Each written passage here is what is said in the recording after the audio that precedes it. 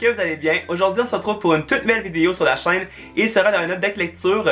J'ai 3 lectures à vous présenter, alors on va commencer tout de suite. Le premier livre que je vais vous présenter, il s'agit de La Gardienne par R.L. Stine, publié chez Héritage dans la collection Frisson. Dans ce livre-là, on va retrouver Juliette qui a un travail, elle est gardienne d'enfants. Et tout d'un coup, elle va garder chez des personnes, mais toutefois, il y a quelqu'un qui l'appelle à nombreuses reprises et qu'est-ce qu'on entend, c'est seulement son soufflement. Et par la suite, il va y arriver plein de trucs assez étranges comme quelqu'un qui va cogner à la porte et qui n'est pas là. Elle se sent épiée et elle découvrira que quelqu'un lui veut du mal, sauf qu'on ne sait pas si Juliette va s'en sortir vivante. Merci beaucoup à Héritage justement de me l'avoir envoyé et vraiment, je l'ai dévoré. Sincèrement, ce livre-là m'a vraiment stressé à fond. C'est un petit roman où est-ce que les écritures sont vraiment très grosses.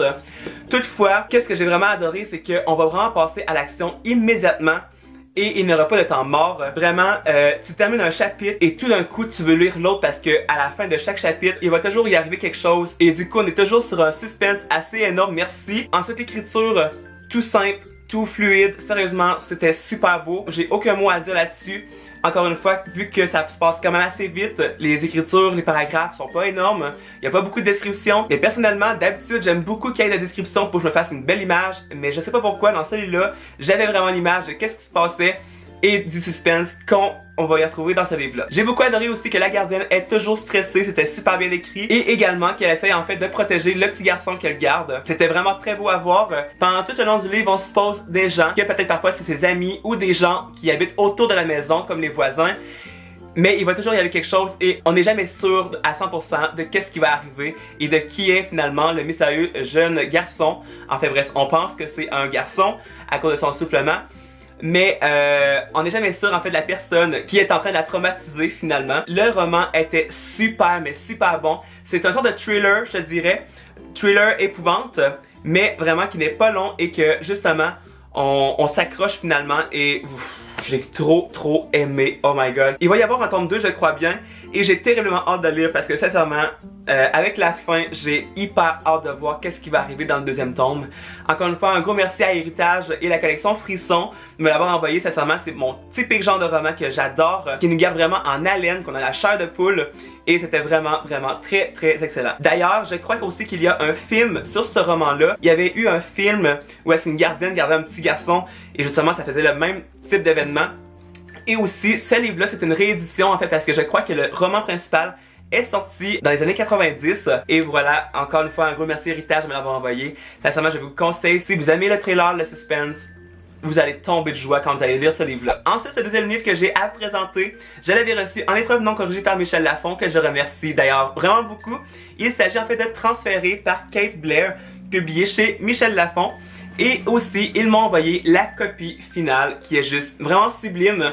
J'adore en fait la page couverture blanche, je trouve ça super beau. Et voilà quand même une belle différence avec l'épreuve non corrigée que vraiment super wow. Bravo à Michel Lafon. L'histoire se situe dans un futur proche où est-ce que toutes les maladies en fait sont transférées dans les ghettos aux criminels. Dans cette histoire, on va y découvrir Talia qui est née dans ce monde-là et qui a 16 ans. Et tout d'un coup, elle a une petite grippe, du coup elle s'en va à l'hôpital pour se faire transférer.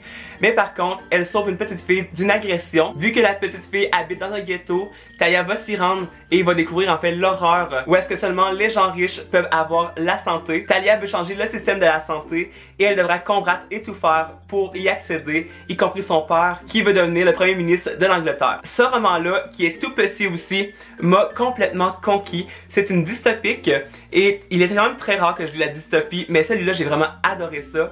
Premièrement parce que l'histoire se déroule très rapidement. On passe tout de suite à l'action sans qu'il y ait de temps mort. Un peu de description, sans plus, mais encore une fois, j'ai été vraiment conquis par la plume de l'auteur qui est très enrichissant et qui est vraiment très adorable. Également, j'ai très adoré le côté dystopique, mais aussi le côté où est-ce que c'est les maladies qui sont dans la dystopie et que ce ne sont pas en fait des clans en fait qui sont séparés par d'autres personnes ou un peu comme Divergence ou Hunger Games. J'ai très adoré ça parce que Talia va vraiment essayer de découvrir qu'est-ce qui se passe dans les ghettos et pourquoi ils sont devenus des criminels également. Et c'était super beau de la voir, d'essayer d'aider ces gens-là qui sont dans la misère, qui ont vraiment beaucoup des maladies graves et c'était hyper touchant de voir Talia d'essayer de changer la situation de son pays. Comme je vous dis, c'est vraiment une histoire qui m'a touché, que j'ai adoré de A à Z.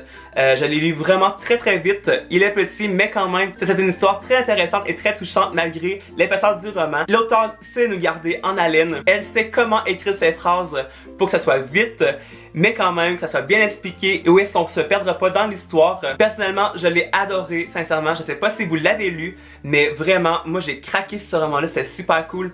Et merci beaucoup à Michel Lafon et à Christine de me l'avoir envoyé en partenariat. Merci pour les preuves corrigées également. Sincèrement, j'ai hâte d'attendre vos avis là-dessus. Moi, ça m'a complètement bouleversé, j'ai adoré. Et voilà, j'espère que vous allez adorer autant que moi. Et ma troisième lecture, il s'agit en fait de Phobos, le tome 1 par Victor Dixon, publié dans la collection R chez Robert Laffont. Je vous ai écouté, je l'ai lu et j'ai très hâte de pouvoir vous en parler. Ils sont 6 garçons et 6 filles et ceux-ci sont les prétendants pour le programme Genesis. Qu'est-ce que c'est Genesis? C'est une émission de speed dating dans la télé-réalité où est-ce qu'ils sont destinés à créer la première colonie humaine sur Mars. Chaque semaine, les 12 prétendants ont 6 minutes pour se rencontrer, pour essayer en fait de se séduire et de se conquérir. Et tout ça sous l'œil des caméras de surveillance qui sont intégrées dans leur vaisseau spécial. Dans cette histoire, on va y retrouver Léonore qui a 18 ans et qui est une élue en fait pour partir sur Mars avec les 11 autres prétendants. Elle a signé pour la gloire et pour l'amour et également elle a signé pour un aller simple et aucun retour. Premièrement, vous avez été une masse de gens à me dire tu dois lire Phobos, tu dois lire Phobos, ce livre-là est trop canon, il est trop bon. Alors, je vais vous écouter, je l'ai lu et quand même il y a des petites choses qui m'ont peut-être accroché que j'ai peut-être moins aimé. Je vous en parle tout de suite. Premièrement, qu'est-ce que j'aurais de négatif à dire, c'est que j'ai eu de la misère un peu à embarquer dans l'histoire. Dès les premières pages, j'ai de la difficulté à comprendre qu'est-ce que c'était le programme Genesis. Je trouvais qu'il manquait un petit quelque chose, mais toutefois j'ai quand même continué ma lecture et quand j'ai passé ce cap, j'ai totalement adoré. Je vous dirais que les 100 premières pages, je les ai peut-être un peu moins aimées, j'étais peut-être un peu moins dedans, mais quand on se rend dans l'espace, c'était totalement merveilleux. J'ai adoré. Premièrement, j'ai adoré la situation des 12 prétendants qui sont toujours devant les caméras. J'ai trouvé ça très intéressant et qui ont 6 minutes chaque semaine pour essayer en fond de séduire l'autre personne. J'ai trouvé ça totalement géniaux, sérieusement. Ça faisait penser un peu à une télé-réalité, on peut écouter la télévision. Moi j'ai adoré ça, j'ai trouvé ça super chouette que je redécouvre en fait ce genre de situation-là, mais dans un roman. J'ai trouvé ça très intéressant. J'ai eu quelques petites difficultés avec le changement de scène parce qu'en fait, parfois il y a des scènes dans l'espace et il y en a sur la Terre. Des fois j'étais un petit peu mêlé, mais quand même, ça s'est quand même super bien lu. Mais j'ai quand même beaucoup aimé suivre Léonore dans l'espace, mais aussi ceux qui sont en charge du programme Genesis sur la Terre. Mais l'intrigue, juste vraiment wow à l'auteur, sérieusement. Il sait comment mettre une intrigue.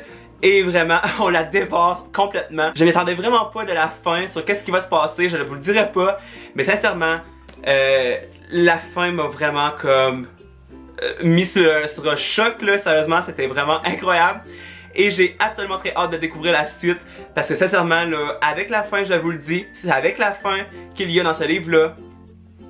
T'as pas le choix de découvrir la suite, sérieusement c'est comme vraiment très super dingue. La plume de l'auteur est très magnifique. Quand j'ai vu l'auteur à Québec grâce à la collection R, sincèrement je lui ai juste posé des questions sur son écriture, comment il planifiait son écriture. Vraiment l'écriture m'a vraiment complètement charmé, j'ai adoré son écriture, c'était très fluide et vraiment très descriptif. Et justement dans le roman, on a vraiment comme des dessins, comme des plans du vaisseau spécial où est-ce que les prétendants vont vivre et j'ai vraiment trouvé ça très adorable. Également les personnages j'ai beaucoup adoré parce qu'en fait ils ont toutes une personnalité très différente et j'ai bien aimé de découvrir celle de Léonore qui est la personnage principale de l'histoire et c'était super le fun parce que chaque prétendant venait d'un pays différent et il y en avait un du Canada, alors c'était vraiment très chouette. Mais voilà, c'était une super belle histoire que j'ai quand même bien aimé découvrir malgré le début que j'ai moins bien compris.